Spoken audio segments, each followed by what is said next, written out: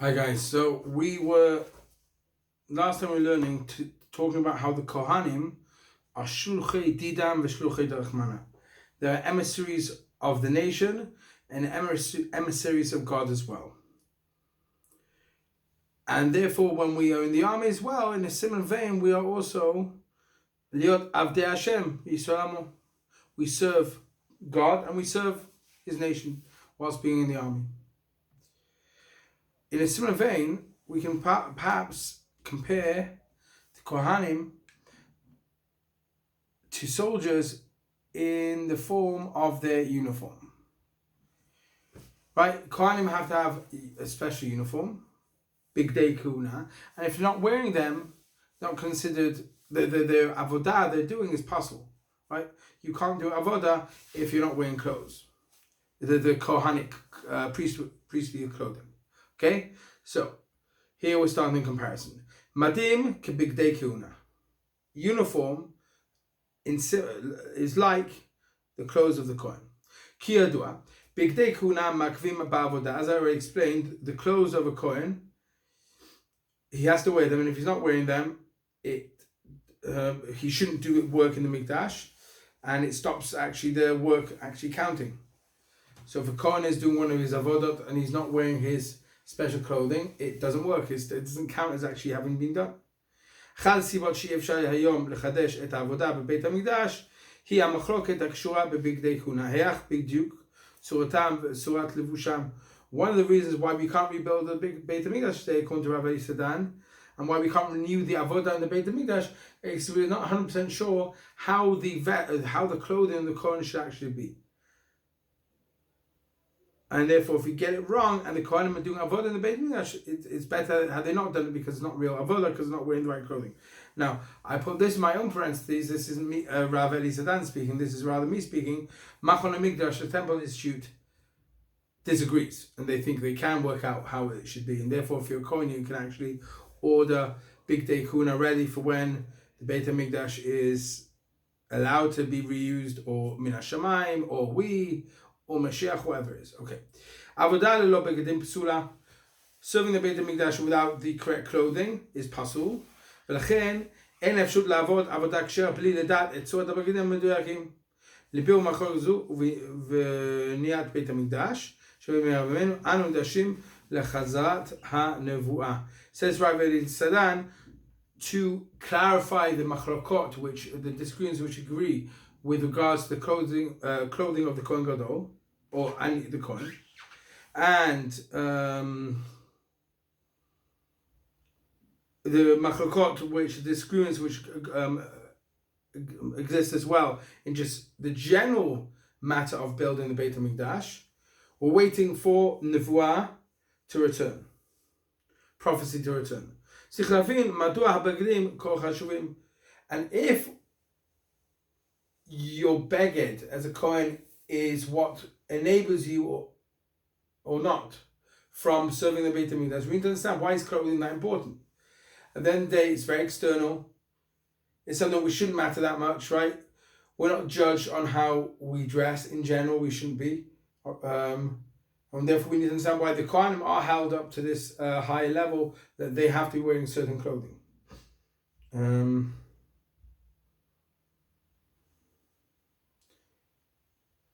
So Rav Eli Sadan just brings the bottom of the page proof that we need nevuah to return.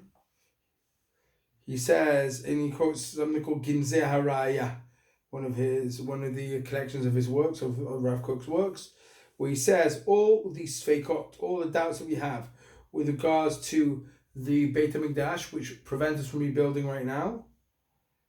For instance, like tchelet, the blue strings, and proving who is a Kohen, right, who's related properly, and the measurements of the Beit HaMikdash and the Mizbeach and all these other things.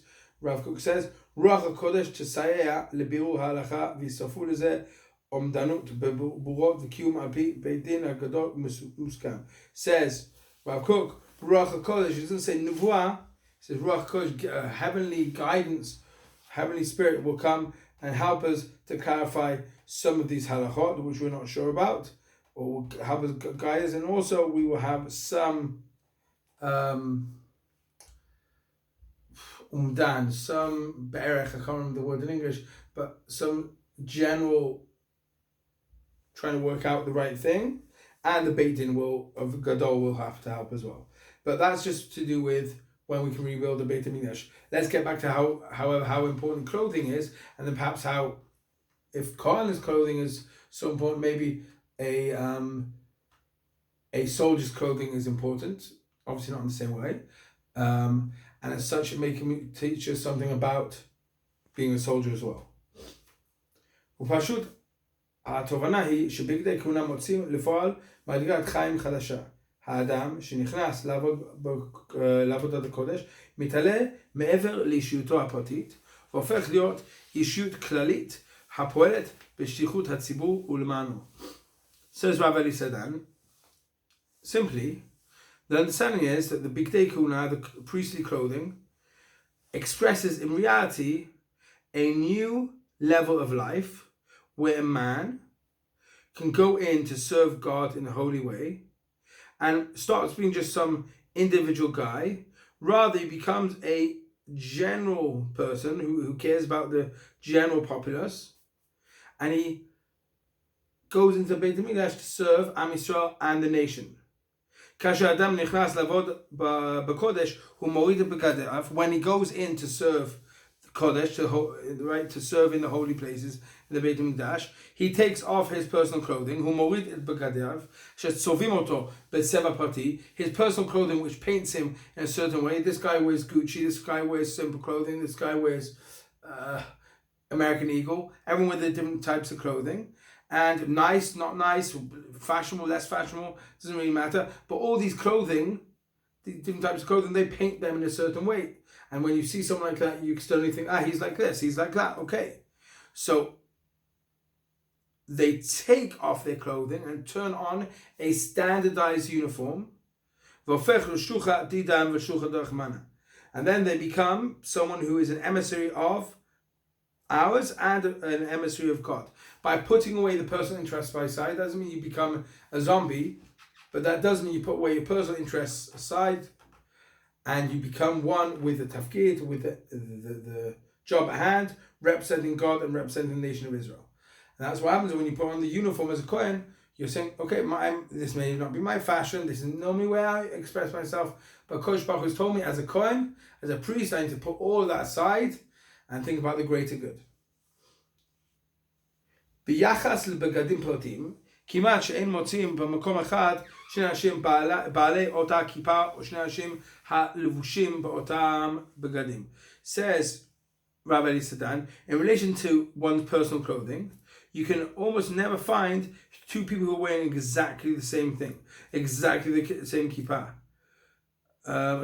exactly the same clothing. כי בגדים מהווים צורה ביטוי אישית של אדם, because clothes are in reality a way of each person is expressing the personal expression of man, right? Some guy won't wear this, some guy will wear that. There's some people who are more easygoing who will just want a shirt and pants, trousers, and want anything they can get their hands on and just don't care about fashion. There's some people who will go into a shop and say, that's not for me, that's for me. It's a lot more common among women, this kind of thing, but maybe among some men today, maybe it's like that as well. But men, at the end of the day, though, most people care about how they dress, and they want to express themselves. They want to be a vessel of expression. So, לאלה הטוענים שאין להסתכל בקנקן אלא במשהו בתוכו, נאמר שוודאי שמסתכלים בפנימיות, אלא שהיא מתבטאת גם בחיצוניות. To those who claim you don't look on the outside, external doesn't matter, it's the internal, that's what really matters, and we agree with that in general, that is true. However, we want to look mainly at what's inside. However, it's very, very clear that what's in the outside says something of man as well. Obviously, if you've got someone who's Baal Tshuva, who has tattoos, and now he's religious, the tattoos means he doesn't reflect on who he is today, it reflects on what he was back in the day, right? But in general, however, we look on the inside, but the external obviously plays a part also in understanding how we perceive someone. אדם מתלבש בהתאם למה שהוא חושב, מרגיש ורוצה, והלבוש משקף את אישיותו. Man dresses in a way that fits what he's thinking, what he feels, what he wants, and clothing reflects on one's personality. We're not talking about modesty now and how a woman dresses, but if someone's always going for, we'll take an extreme example. A guy who keeps getting fashionable clothing and is obsessed by fashion and will always go with the new fashion, that's saying something about him. That's saying what he really thinks is what's important in his life is the external. Not that you shouldn't care about how you look, but someone who's vehemently or very much obsessed by those things, that's showing something about him.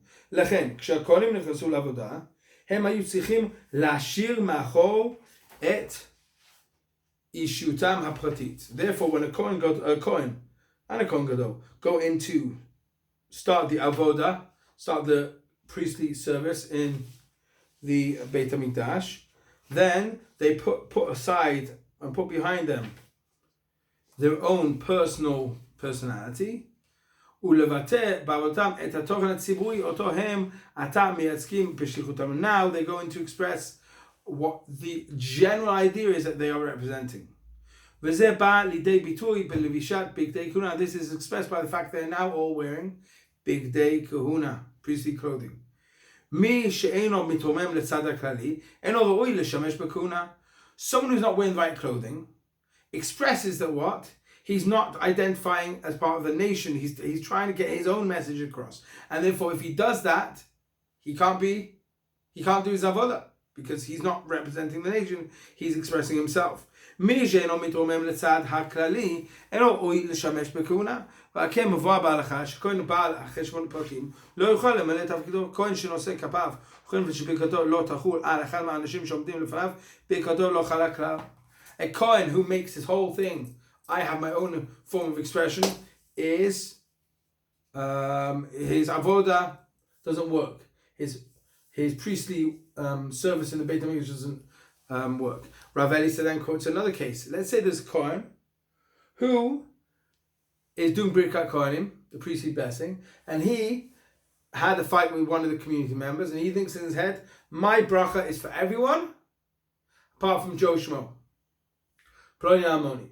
I'm blessing everyone in the shul. There's thousands of people even. You're at the kotel, and there's thousands of people, and he sees someone in the crowd that he fought with, and just before Birkat Kohanim, he thinks, okay, my blessing is only going to work, is working for everyone, but not for him. His bracha doesn't work at all. Birkato lo chala klal. His bracha doesn't dwell at all. It doesn't become actualized at all on anyone. Why? Because by him making one guy in the crowd not persona non grata, right? Someone he doesn't want to be connected with, then according to that, he's making his own personal interests what's important, rather than right? Who's supposed to right? What is it? 1 second. Let me just remember the bracha for the Kohanim. I'm not a Kohen, so I don't say it. Hopefully that is understood by those watching. So it's Asher. Second.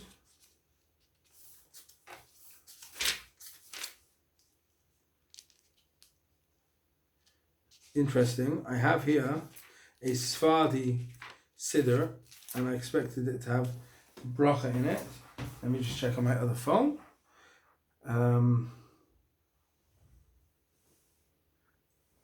Right, so it's Asher Kiddushanu Kedushato Sharon V'tzivan Levarech et Amo Yisrael Be'ava. Right, not B'Shalom. I got mixed up with the other bracha. Anyway, Levarech et Amo Yisrael Be'ava, which means you're supposed to bring God's love upon everyone. And right, the last word in the bracha of the third bracha,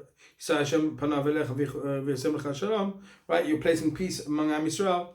You're praying to Kodesh Baruch Hu. You can't do that yourself. Then how will your bracha work? You're not putting in place peace among Am Yisrael because you're holding your own grudges against people, and therefore the bracha doesn't work. From this we learn that a Kohen who brings his own personal cheshbon, his own personal background and calculations against people, then his bracha isn't going to work. Now Rav Eli Sedan, I've been filling in the gaps, but now Rav Eli Sedan will now explain to us the comparison with the army. Same rule can be applied to Chayal in Tzva Haganah Yisrael. Also, when we put out on a uniform for the first time, we need to put away our personal calculations, our personal personality, and make sure we are emissaries for the tzibur and God. That all our thoughts are, when we go to Am, just like a Kohen's thoughts should be, I'm serving God and the nation of Israel, so too our thoughts should be, I'm serving Am Yisrael, I'm Kodesh Baruch Hu when I go to Am Yisrael. And not, how can I realize my potential, and how can I maybe use the army as a stepping stone for a job. The army may be a way of realizing your potential and may be a way of fulfilling your potential. But if you're going to the army with that in mind only, and not firstly, I'm going to serve Am Yisrael, I'm going to serve Kodesh Baruch Hu, then you're not doing it for the right reasons, and you haven't put away your own personal clothes and put on a uniform. Obviously, not everyone in the army wears the same uniform, and not everyone in the army wears a uniform, right? Some units don't wear a uniform, they wear other stuff, right? But what I'm saying is how, at the beginning, everyone puts away the uniform, puts away the personal clothes, and puts on the uniform. That shows that we're becoming klali. We're becoming a generalized person, a person who cares about the klal and not just about oneself. The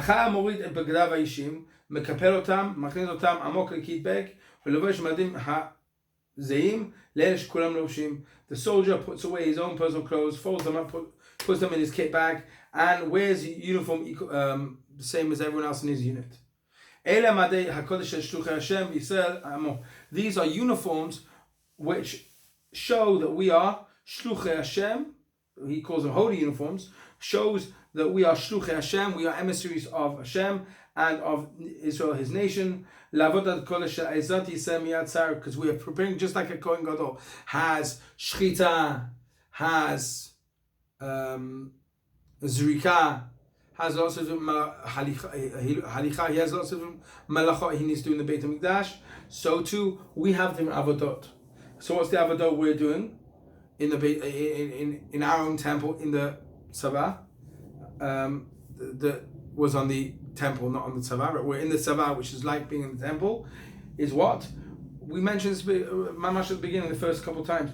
Ezrat Yisrael Miyad Sarah. We're doing the holy work of defending other Jews, as the Rambam claims is one of the definitions of Milchem Mitzvah, and also Uvo Reshut Haaretz, and go and conquer the land.